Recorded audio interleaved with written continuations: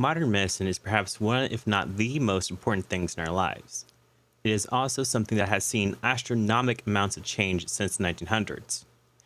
Because of its importance, particularly advancements that would not come until much, much later, I've chosen to keep modern medicine as a part of my life unchanged. I will, however, look into common home remedies, particularly those used in rural areas with local plants and animal products to take instead of over the counter products. Back in the 1900s, you were lucky if you had a doctor close enough to give you regular visits, let alone emergency ones.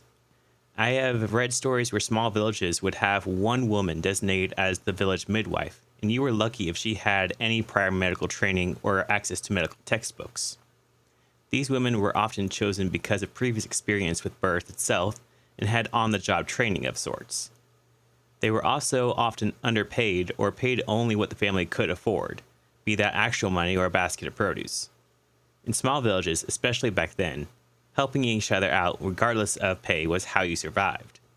Rural midwifery in early America is actually a very interesting topic, but seeing as I am a child-free man, it is not something I'm going to cover during this project. I do recommend learning about it though. You'd be surprised how long unlicensed midwifery was happening in America. 1900s medical practices and going to the hospital in general back then was risky. It wasn't uncommon for a visit to do more harm than good and could be quite expensive.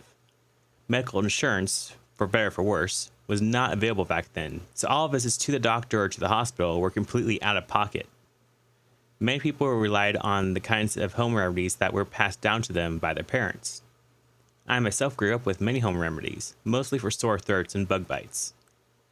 What kinds of home remedies were around the 1900s?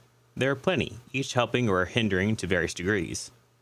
Gargling salt water for sore throats, drinking tea made with honey for the same thing, and to help get over colds in general. For constipation, there's prunes or prune juice. A good oatmeal bath was good for skin ailments and general de-stressor. Cranberry juice for UTIs, and a strong chicken bone broth or chicken soup for colds. Alcohol was often used to sterilize cuts. And of course, if you needed something more than what you might be able to pick up at your local grocery store or farmer's market, there was the drugstore. A druggist would give you a certain medications for certain ills without the need for a doctor's visit. A druggist would also have various chemicals and pre-made medications for sale, such as iodine, which was used to sterilize cuts, much like alcohol. Often what would happen is that you would enter his shop, describe your ailment, and you would be offered either something from the shelves or a specially made tonic, though often whatever this tonic he gave you was almost always simply a laxative. From the druggist, you might also pick up some sulfur tablets, thought to be good for the blood. It was also a laxative. Castor oil, another laxative, was taken once weekly by children for stomach issues and for general good health. For things that weren't laxatives, you could get Melrose, a strong-smelling cream for chilblains, a condition caused by overexposure to cold temperatures and a precursor to frostbite that was common before central heating. Glycerin, cold cream, and Vaseline were generally used to keep the skin healthy, but were especially useful for chapped skin, something that using plain soap for just about everything could cause, especially in the winter.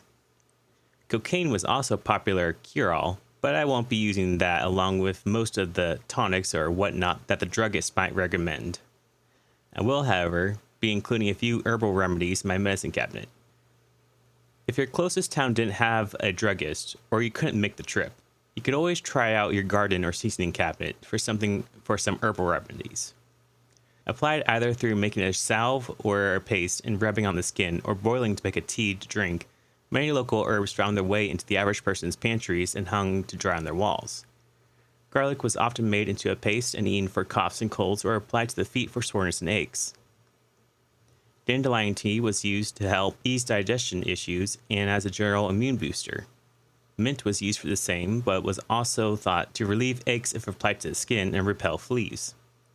A myriad of other wild flora, as well as common cooking spices and herbs, were used similarly for various mild medical issues, all the way from cough to kidney issues. It was common for someone's seasoning cabinet to double as their medicine cabinet, to at least some degree. All in all, despite great leaps in medical science happening throughout the mid-19th and early 20th century, it was still largely the Wild West of medicine because there was just so much progress to be made. not only in the development of common modern medicine we take for granted today, such as antibiotics and the near eradication of several deadly diseases thanks to vaccines, but simply to access professional medical treatment in the first place. For someone who lived in a very poor, very rural area, your choices were whatever you could find in the pantry, garden, or woods, coupled with a Hail Mary. A snake oil salesman promised you the cure to everything, but giving you a general laxative if you were lucky, or hoping that a nearby housewife worked as a nurse in the latest war and was willing to help out to the best of her capabilities. There are many people alive today, myself included, who simply would not have even been born without modern medicine, let alone alive and well into their adulthood. We owe a lot to the men and women who dedicated and continue to dedicate their time, knowledge, and effort to provide a service that we regularly take for granted or even dismiss. The scientists who made medical discoveries and continue to redo research, the engineers who build the instruments and machinery, the doctors and nurses who serve us even when their jobs are particularly physically difficult or disgusting, the sanitation and food service workers who keep everything running smoothly, explicitly not the greedy corporations behind the hospitals and insurance agencies, but that is an entirely different conversation. It is really something to be thankful for, and doing this research into our history has really cemented that fact for me.